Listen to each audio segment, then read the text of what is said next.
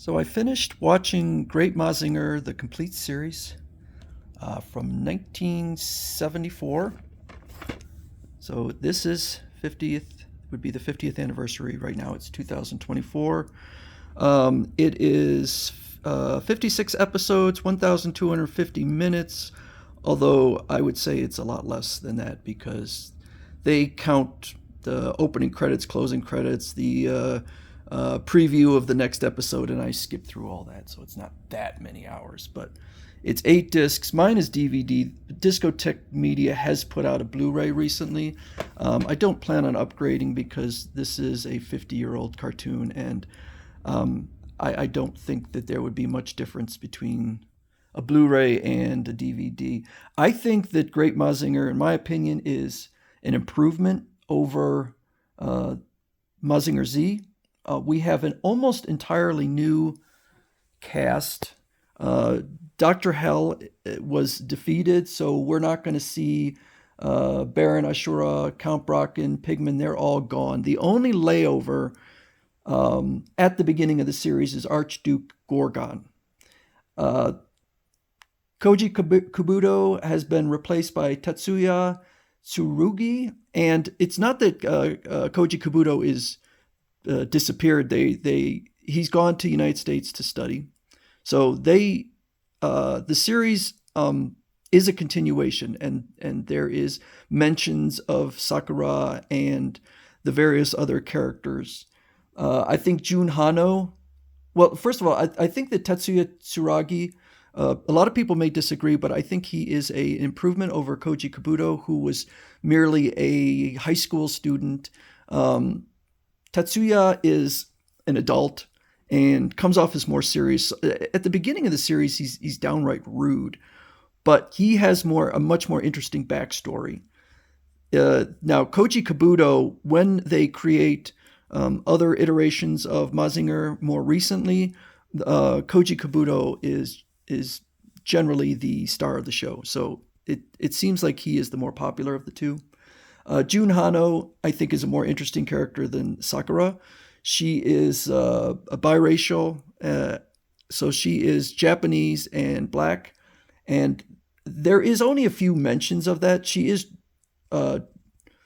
drawn with a little bit darker skin, and there is an entire episode that deals with that and her displeasure at her own skin color. And it does make sense because she is very much different in Japan, and it goes through in the bullying she received when she was younger. It's actually a really good episode. I would say it's about as well handled as you can expect from a cartoon, from an anime from Japan in 1974. So in the end, she accepts that she is a hero and she is defending Japan. Professor Yumi is now replaced by Kenzo Kabuto, who again I think is a more compelling character. He is the father of Shiro and Koji Kabuto, and he also I can't say died because he's obviously still alive, but he was brought back. Basically, he is mostly mechanical parts, although you don't really see that except his metallic arms, but there are times when he is injured and you can see inside that he is mechanical. Dr. Hell has been replaced by the Mycenae Empire, which we go from a very small power structure with Dr. Hell, and through a lot of the series, and Mazinger Z was just Baron Ashura. Then it expanded to Count Brocken and Pigman, and then Archduke Gorgon. Here, the power structure is much broader. So at the very top, we have the Great Emperor of Darkness.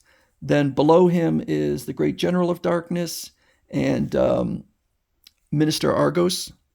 And then, so later in the series, or in the first half, I believe, Archduke Gorgon dies, and another great episode. And at first I was kind of disappointed because he just seemed to get killed. But he does drag himself back to his base, and the Great Emperor of Darkness rewards him with a throne and elevates him, and then he dies. And Great Emperor of Darkness seems legitimately not happy with that, and it's kind of a compelling moment. And then Archduke Gorgon is replaced by Marquis Janus. And one of the interesting things about the series is there's a lot of play with sizes. So obviously, Great Mazinger is enormous, and Tetsuya Tsurugi pilots it, and so he is well beyond the size of a human, probably, I don't know, a couple 100 feet high. But a lot of the villains are just as big as Great Mazinger, but then some aren't. So Archduke Gorgon, for instance, he's half humanoid, half tiger, and about the size of a human if you added a tiger half in there. Emperor of Darkness, Minister Argos are enormous. All 7 generals are enormous. Marquis Janus is human size, and so she will pilot a robot, and she sits in one of the breasts, and so she's small. And the troops are small; they're human size. So it's kind of interesting. Marquis Janus uses a lot of kind of mind control. There is a lot of repetition of episodes in this, and I think to its detriment. But there are some great episodes. There is probably a little more than halfway through, the Great General of Darkness finally, because he's getting threatened by the Great Emperor of Darkness, that if he doesn't win, basically he's saying, just don't stop. If you die, you die, but you better win. And so he finally just decides to take on Great Mazinger one-on-one, and he is killed in another great episode. And then we have the return of Dr. Hell as the Great General of Hell, which I thought, when I'd seen it before, I thought that the Great General of Hell was just Dr. Hell embiggened, but it's not. Dr. Hell sits in the top, so he appears to be normal size, what he was originally, with now a patch over one eye, and so he controls this giant robot. I think that was a major lost opportunity, because they really don't even mention that it's a returning villain.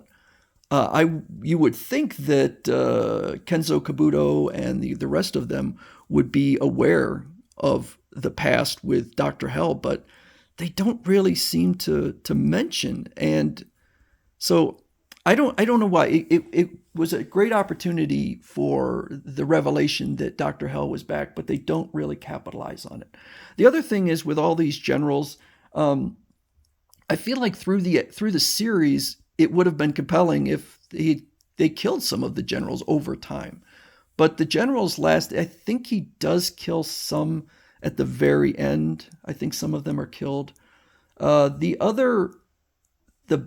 say the biggest missed opportunity in this, probably by far, is the fact that Jun Hano is never given a chance to shine. And I think it's a real shame. She is just a punching bag. She gets her limbs chopped off. She sometimes gets bisected. The poor June, her robot. I don't mean her literally, but in her robot, which I believe is Venus. She just, even Boss Barat occasionally is more effective than Venus. And I really was hoping that at some point she would get her chance to shine, but it never, ever happens. In the last 3 episodes, we have the return of Koji Kabuto and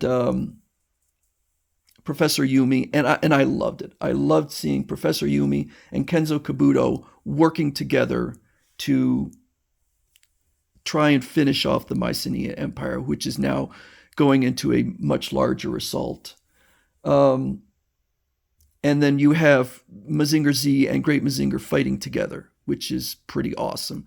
And at first I was like, well, they're going to be completely unstoppable, but they do have at least one episode of friction between them, so that there is a problem, and it's pretty compelling because, of course, we have Koji Kabuto, who is the literal son of Kenzo Kabuto, but you have Tetsuya Tsurugi, who is sort of the adopted son, and so you can understand the tension between them. It is certainly, when I think of some of the anime from this era, I think of like the contemporaries in the U.S., Super Friends and Scooby-Doo and stuff, and there is so much more depth of emotion in these. There's none of that. You're not going to see a moment of emotion in Super Friends. So I think that this is a lot better. There is a lot of the biggest problem I think with the series is that the writing is sort of, it doesn't make sense. Like, why doesn't the Mycenae Empire just attack with everything? Why do they sit there and attack with 1, 2, 3 robots? Why not, or battle beasts? Why not attack with everything? And it also feels kind of small because there's not this large scale attack. It's constantly going after the Great Mazinger's base and trying to take out Great Mazinger throughout the whole thing. I guess the thinking is, if you could take them out, then the world will fall. And I also thought it didn't make sense for Kenji Kabuto to be in the U.S. studying when there is an attack on the planet going on. Why not just always keep him going? Forget about school. They need to really focus on it, since Mazinger Z was clearly just sitting there, not being used. June could have used Mazinger Z since it was much more effective, unless they're implying she's just a bad pilot. But I do think that this is a great series. I do recommend it. There are better series. I've started on Gatchaman from 1972, I believe, and it is a much more intelligently written series. So I'm going to talk about that later, but I do recommend it. You can get it now on Blu-ray, so that would be a bit of an upgrade, but you get what you get, because these are cartoons that were anime that were sitting around for God knows how many years before they finally did a transfer on them. So that's Great Mazinger. This is, I think, from Discotech, from 1974.